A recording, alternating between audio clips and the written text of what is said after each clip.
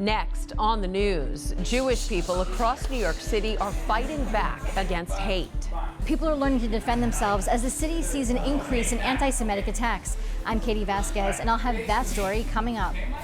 He's more than halfway through his moving memorial. Retired flight attendant Paulie Veneto is pushing an airline beverage cart hundreds of miles to honor some 9/11 heroes. Plus, it was a pleasure seeing you again. Nice being here too.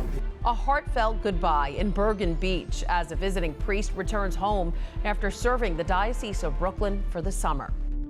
I'm Christine Persichetti. Current News starts right now.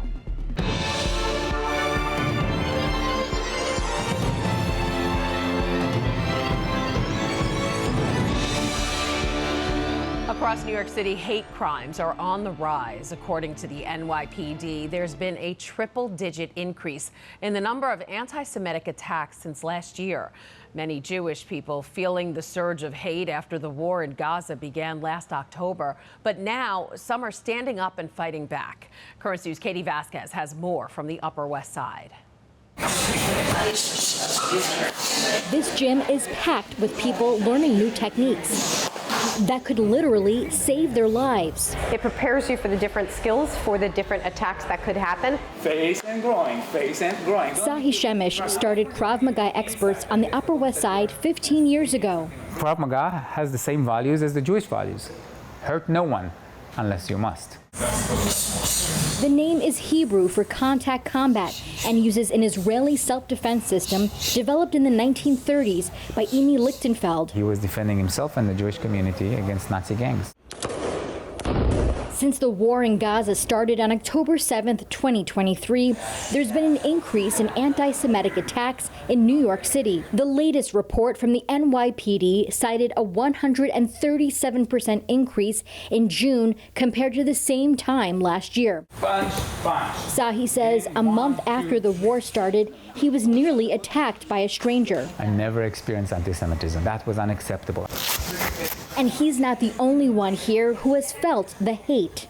So now you've been saying that at least 50% of your students are Jewish? Definitely, I see that surge. Student Neil Cohn has been disturbed by what he's seen. There's definitely an increased threat environment for anybody who looks Jewish these days. Certainly a lot of my friends and relatives do, and I want to be ready to protect them if necessary.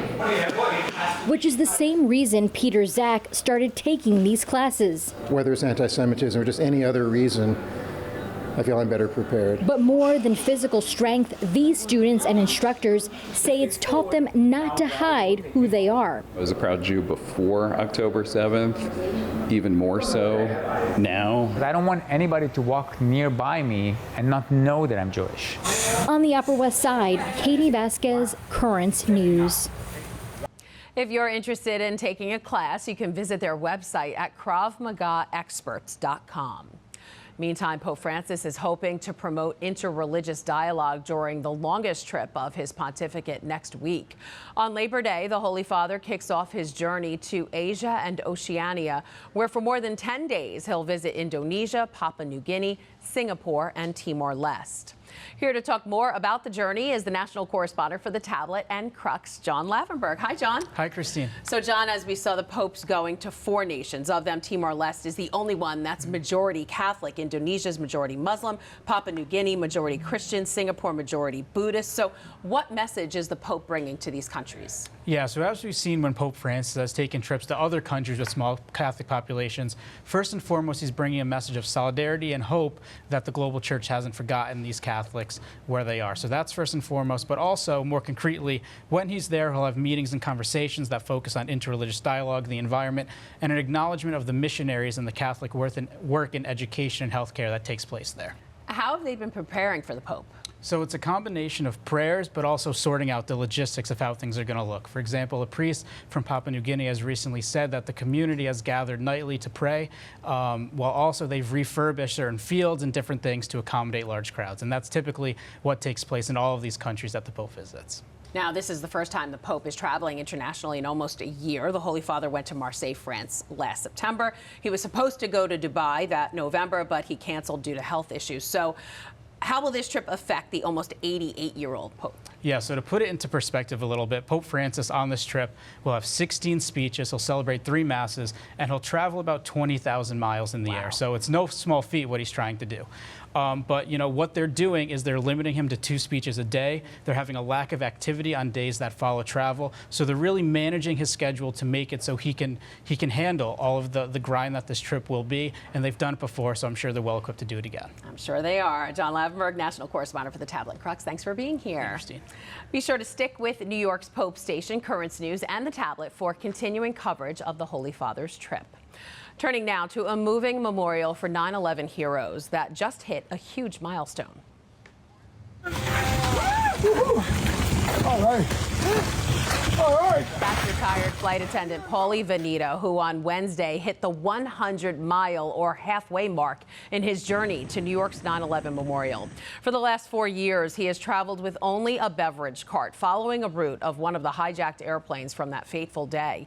This year, he's walking the more than 200-mile path of American Airlines Flight 11, which left Boston Logan Airport and eventually crashed into the North Tower of the World Trade Center. Paulie does it as a moving memorial to the crews that died on 9/11, and he told Currents News nothing will keep him from finishing his journey. No mountains will stop me. Pennsylvania mountains didn't stop me. And, you know, anything. 2 hurricanes the first year didn't stop me. This cart's going to go from here to here, and because of one reason only. These guys were heroes on those airplanes. And I need to comfort their loved ones that were left behind. To follow along with Paulie's journey, just go to pauliespush.com. Finally tonight, across the diocese, dozens of priests are packing their bags and heading home. They were only serving for the summer, visiting Brooklyn and Queens from parishes all across the world. Currents News' Jessica Easthope has been introducing us to some of them, but now she reports on the heartfelt goodbyes that happened at St. Bernard of Clairvaux Church in Bergen Beach, where one visiting priest got the chance to see how much he meant to parishioners. Monsignor Francis Chum Berima wasn't expecting parishioners at St. Bernard of Clairvaux in Bergen Beach to get so emotional. He was too. I was tearing within me. I guess that didn't come out, quite emotional. It was so impressive, and it made me also feel that at least they also appreciate what I have done so far with them. It's his last day as a visiting priest at the church. We wish you well and a safe flight and look forward to one day seeing you back here in Brooklyn. So again, thank you very much. When he came for the first time last year, he was here for 5 months. So these last 6 weeks have flown by. Monsignor Francis needed to take some time off last summer to recover from brain surgery. Before doctors removed a tumor, they laid out the possible outcomes. I woke up one morning, I was just going blind. The doctors told me it's going to be 50-50. Either you survive or you don't. Monsignor Francis has since made a full recovery. It's hard to believe, but he came to Brooklyn for some peace and quiet. It's very quiet over here, so it was good that I came here. I enjoyed the quietness, the peaceful atmosphere and everything. And since I was not back home thinking about what to do, what the itinerary is, I just put my mind off. And in many ways, he's getting back to his roots. He grew up farming with his family in rural Ghana, growing cocoa and plantain crops. He traded in those days to plant different seeds, hoping instead to grow the faith of God's people. Even as a priest, I'm interested in farming. The idea is that growing whatever God has entrusted to you to make it very, very useful. And these interactions, the relationships he's formed, are the fruits of his labor. So I hope that seeds planted here will germinate and grow.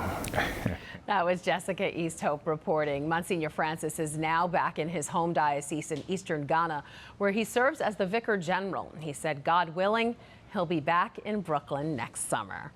And that is this Currents News update. I'm Christine Persichetti. Thank you for joining us, because we are putting your faith in the news. Hope to see you again next time.